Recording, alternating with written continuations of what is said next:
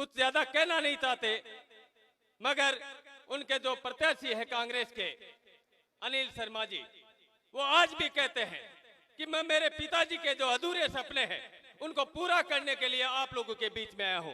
जिस व्यक्ति ने 35 साल तक आपके सपनों की धूल सटाए रखी, जिस व्यक्ति ने 35 साल में आपके सपनों को पूरा नहीं किया, क्या वो 1 साल में आपके सपनों को पूरा कर देगा? बेटा तो उसी का है जिस व्यक्ति के ऊपर आप लोगों ने। श्रीमान महेंद्र जी डोरवाल साहब से निवेदन करता हूं कि वो अपना उद्बोधन दे। महेंद्र जी डोरवाल।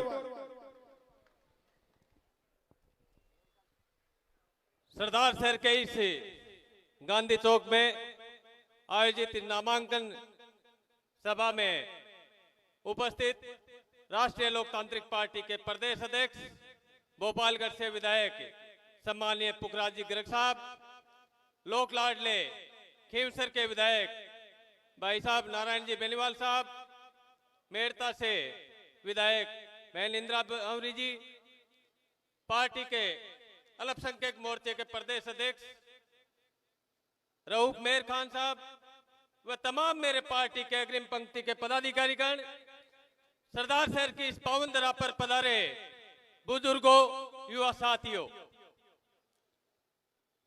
पिछले 75 साल से आप लोग जो बुजुर्ग बैठे हैं उन्होंने तो लोकतंत्र को नजदीकी से देखा है।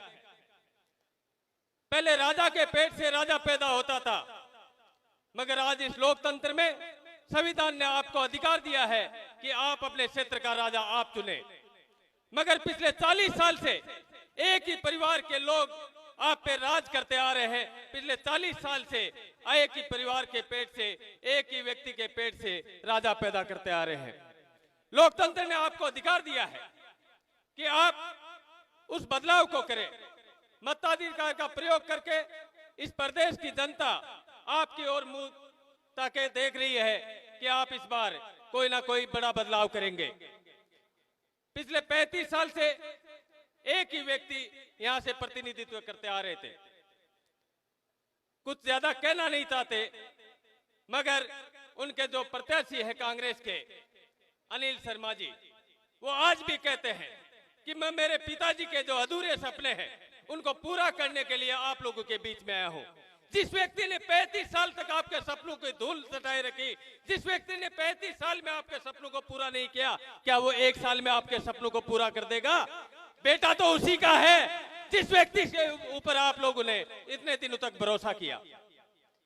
मेरी इस पार्टी के जो सुप्रीमो हनुमान जी बेनीवाल, उन्होंने 4 साल पहले पार्टी बनाई है। 4 साल में प्रदेश के किसी भी कोने में कहीं भी किसी भी दलित, पीड़ित, शोषित व्यक्ति के लिए अन्याय हुआ हो, अगर उस व्यक्ति की आवाज को सड़क से लेकर संसद तक, विधानसभा तक अगर किसी पार्टी ने और किसी व्यक्ति ने उठाया है तो वो राष्ट्रीय लोकतांत्रिक पार्टी के हमारे नेताओं ने उठाया है। आप लोगों को याद रखना पड़ेगा कि आपके सुख दुख में साथ कौन आता है, आपके सुख दुख का भागीदार कौन है। कांग्रेस पिछले 4 साल से शासन कर रही है। आज कांग्रेस का पूरा मंत्रिमंडल, सारे विधायक, मुख्यमंत्री सहित सारे आज सरदार शहर की धरती पे है। आप लोग बताइए, अगर कांग्रेस ने 4 साल काम किए होते तो उन सारे पूरी कांग्रेस की, दिल्ली से लेकर राजस्थान की पूरी कांग्रेस को सरदार शहर में आने की आवश्यकता थी क्या? वहां बैठे बैठे ही अगर उनके कामों के बलबूते पर वोट मिलते तो उनके कामों को मिल जाते। ये काम नहीं करते हैं, सिर्फ आप और हमें बेवकूफ बना के 5 दिन के लिए झूठे साचे वादे करके हमारे वोट को ले लेते हैं और फिर 4.5 साल तक हमें भूल जाते हैं। भाजपा क्या किया है? इन युवाओं से पूछो, इनकी आंखों में आंसू हैं। इन किसान के बेटे जो देश की रक्षा करने के लिए जाते थे, उन पर भी एक लाइन खींचती और टीओडी के नाम पर 4 साल के लिए सेना में भर्ती होगी, ऐसी योजनाएं लाने वाली आपकी भाजपा की सरकारें हैं। तो इन दोनों सरकारों को आपको नकारना पड़ेगा। और मेरी आपसे हाथ जोड़ के अपील है कि राजस्थान में किसान के सम्मान को बचाने के लिए, युवाओं के अभिमान को बचाने के लिए राष्ट्रीय लोकतांत्रिक पार्टी के उम्मीदवार हैं श्री लालचंद जी मूंड, उनको आप जिताएं।